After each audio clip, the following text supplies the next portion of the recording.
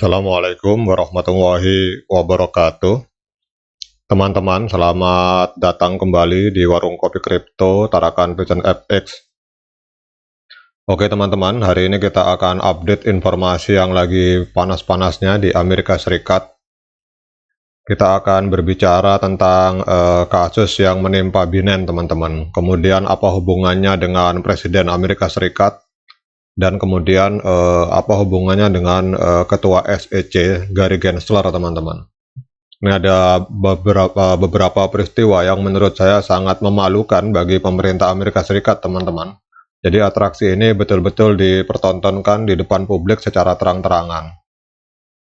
Kita tahu bahwa ada sebuah perusahaan atau exchange yang bernama FTX ini dengan CEO yang bernama Sam Bankman-Fried ini beliau ini adalah orang kaya teman-teman, dan dia telah pernah memberi sumbangan kampanye kepada Joe Biden sehingga Joe Biden terpilih sebagai Presiden Amerika Serikat dengan salah satunya dana kampanye dari Sam Bankman-Fried ini, atau kita singkat dengan nama SBF.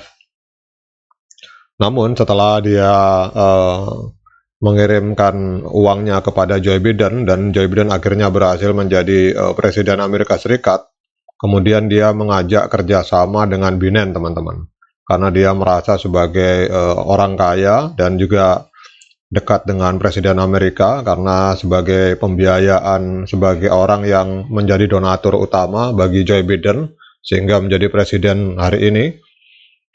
Ternyata yang lucunya kemudian dia menawarkan kerjasama dengan Binance, tetapi dalam kerjasama itu ternyata Binance menolak teman-teman.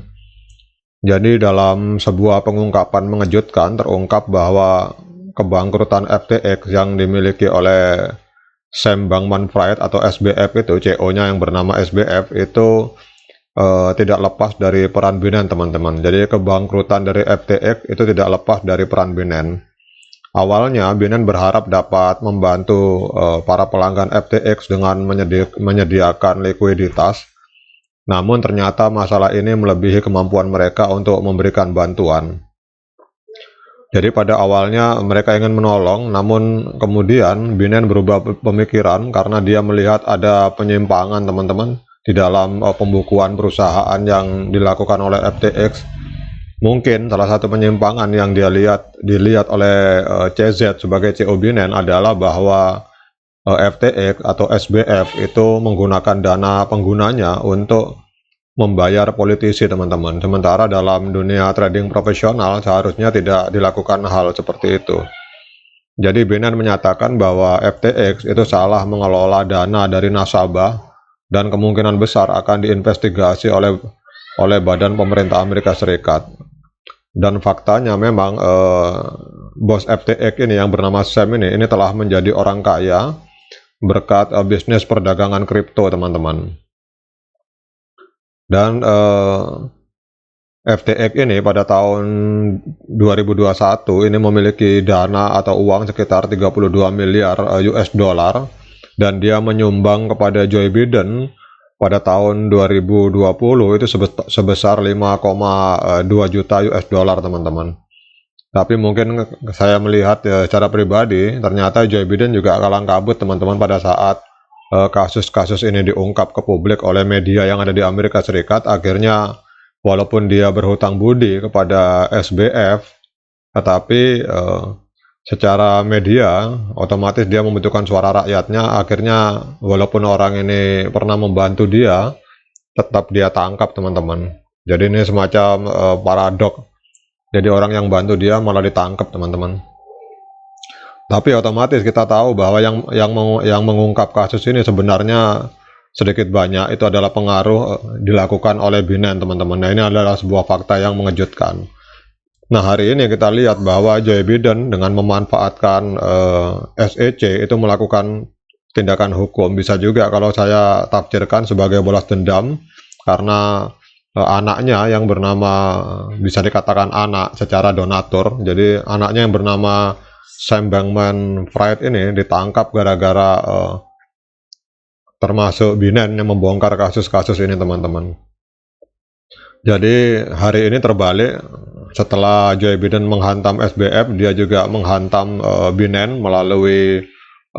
melalui sebuah institusi yang bernama SEC. Namun lagi-lagi ada sebuah kekonyolan teman-teman, ada sebuah paradok lagi. Jadi ada sebuah yang lucu, ini adalah foto dari ketua SEC teman-teman.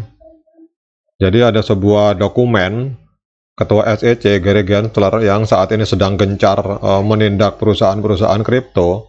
Itu dikabarkan pernah mengemis pekerjaan kepada Binance untuk menjadi penasehat bagi perusahaan induk Binance pada tahun 2019 teman-teman. Jadi hal ini disampaikan oleh pengacara Binance dan juga pendiri dari Binance, yaitu Changpeng Zhao. Ini adalah artikel yang membahas itu teman-teman. Jadi ketua SEC hari ini Gensler ini pernah ngemis pekerjaan tahun 2019.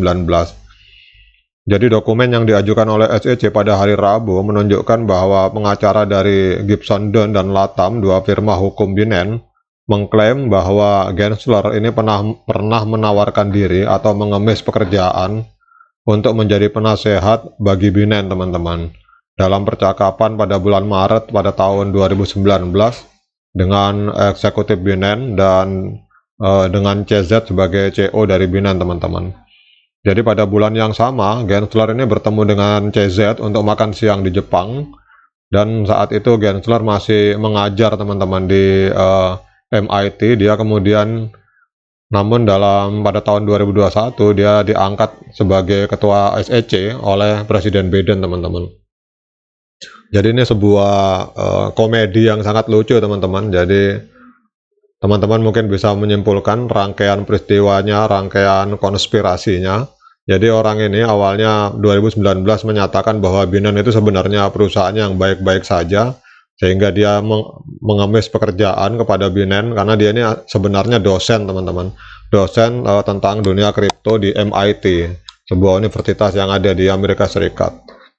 Kemudian yang lucunya 2019 dia tidak diterima sebagai advisor di Binance. Begitu tahun 2021 dia diangkat oleh Biden menjadi ketua SEC, kemudian dia melakukan tuntutan hukum kepada Binance teman-teman.